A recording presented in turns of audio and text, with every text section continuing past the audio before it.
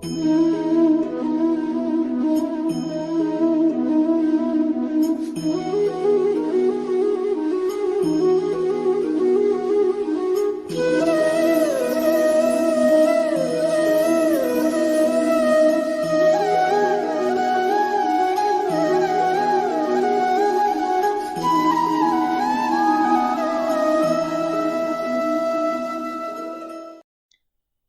Seekers, this is my first English video. I will try my best to translate my emotions, my feelings, and my thoughts into words. So let's start. So in today's discussion, we will analyze the concept of how this world and how this existence evolved. There are basically two widely believed theories on this. First theory is the scientific theory, which says this universe or this existence is a consequence of some random cosmic incidents. And the second widely believed theory is from the various religions. Or in short, God has created us. We are not here by the coincidence. God has created us. So in today's discussion, we will analyze both of these theories. Either we are here as a result of some random cosmic incidents, or God has created us. So I will try to table some points before you. This is up to you to accept or reject these points. And finally, I will try to give my conclusion as well.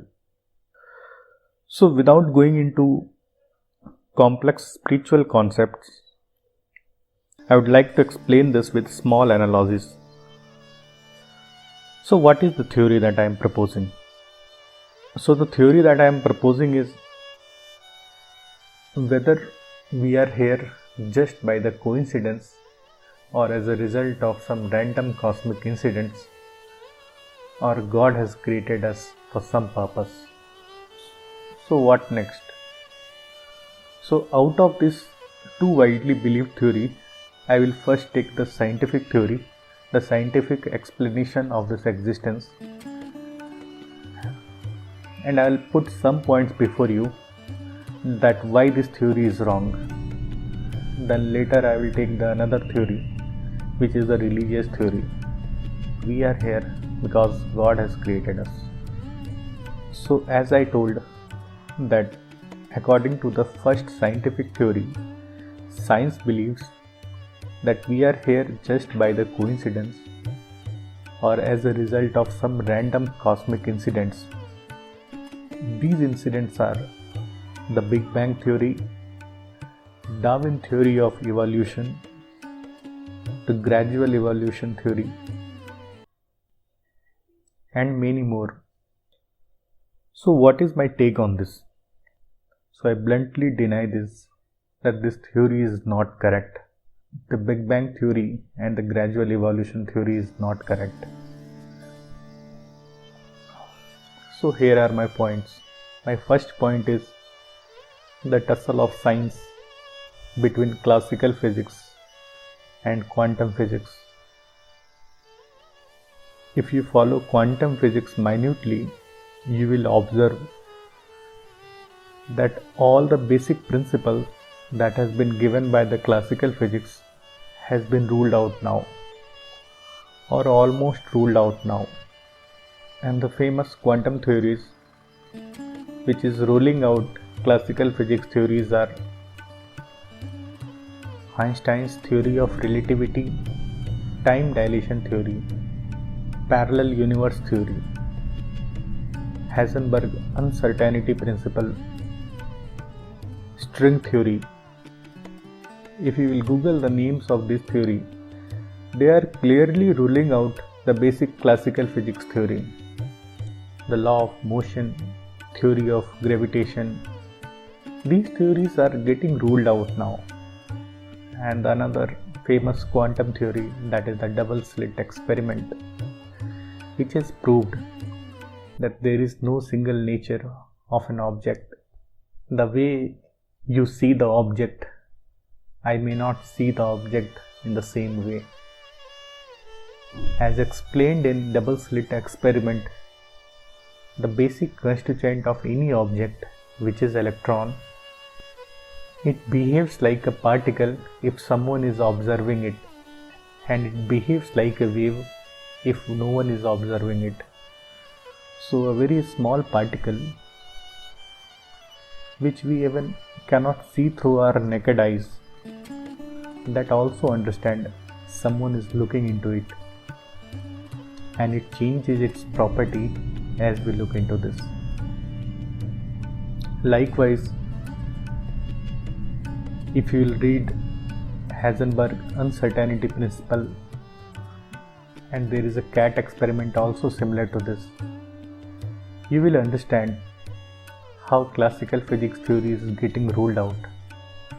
Therefore, what I wanted to say is that the theory of evolution, the Darwin's theory or the Big Bang theory, this theory has been given by classical physics, and there are high chances that tomorrow physics will itself say that all this classical physics theory is not correct. And I don't know if you are aware about the fact, the world's greatest scientist, Einstein, and the father of nuclear bomb, Oppenheimer, these two scientists lived their life as an atheist. When they were dying, they turned into theist. More you will uncover this nature, more you will close to God. So this was my first point. And the second point is the property of an object. You would be knowing science can easily explain how an object got its property. Suppose if you will ask the scientist why the apple is red, scientists will say, as per the theory of light, anything which you are seeing as red, it means it is reflecting the red color. Therefore, we can say apple is reflecting red color and absorbing the remaining colors. That is why apple is red. So if you will ask the scientist why apple is absorbing other colors of the light and reflecting red light only, scientist will say due to the structural arrangement of an atom. Now you will ask, why a specific pattern only absorbs other light, why it doesn't absorb the red light? So what I mean to say is that any explanation given by the scientist will generate one more question, and you will ask for the infinite number of times about the same question, why the apple is red. Scientist will not able to explain the core reason of this. Any reason explained by the scientist will just uncover one more question. They cannot reach the very base of this question. So that was my second point. My third point is the whole universe and this whole existence is a system. Every small object is somehow associated with a larger object, either it is living or non-living. For an example, if you will observe this universe so closely, you will find that this universe is working like a system, or to say a big machine, where each and everything, whatever we can see and what we cannot see, that is associated with each other. Like sun is millions of miles away from us, but still it is associated, and in fact closely associated with humans, animals, plants, and all the non-living and living objects. Likewise moon as well. This is also millions of miles away from us. But being situated in such a huge distance, it is closely associated with everything. The cycle of the moon is of 28 days, and the menstruation cycle of the woman is also of 28 days. and it has a huge impact on that. You can study more about this. So these are just a few examples that I gave. If you will observe this universe very closely, you will find it is functioning like a big machine. And can you ever imagine a machine which evolved by itself and does not require any maintenance? So as per the scientific theory of evolution, this big machine evolved by itself just as a result of some cosmic incidents, and it doesn't require at all maintenance. How it is possible? I don't feel like that this is a reasonable description. So if you will observe this whole incident, or if you will observe this theory given by the science, you will also say, today or tomorrow, scientist himself is going to rule out this theory. This entire universe, this whole complex mechanism cannot evolve by itself. And after this I do have 2 points as well. And this is somehow related to the core beliefs of Hinduism.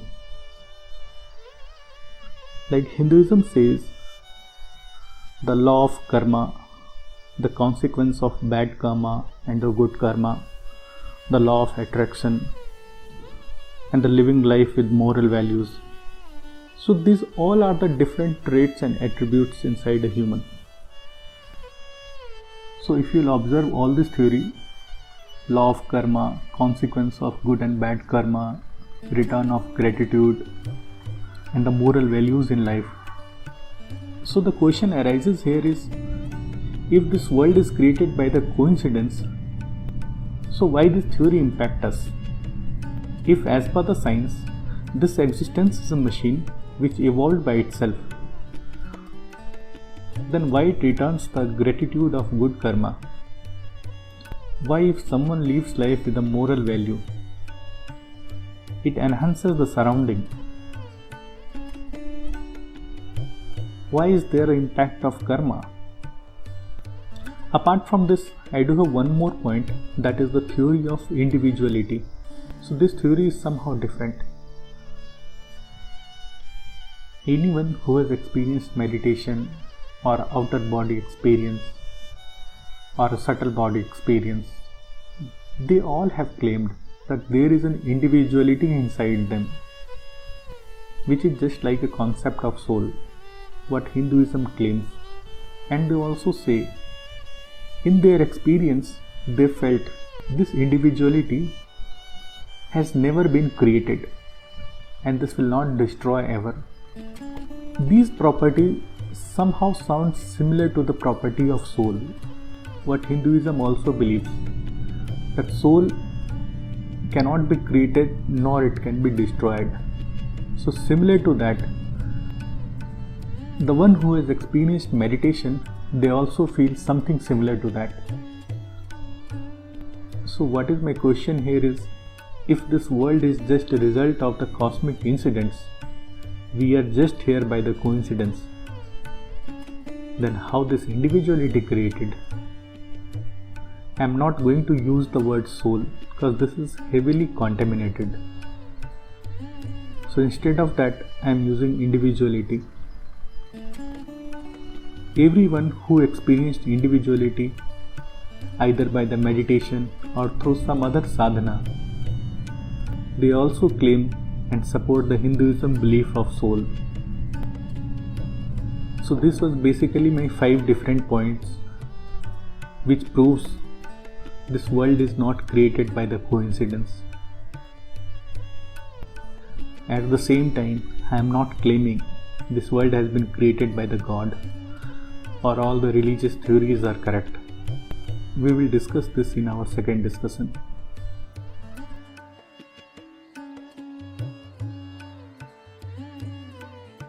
प्रिय मित्रों, मैं सिखाने नहीं, जगाने आया हूं।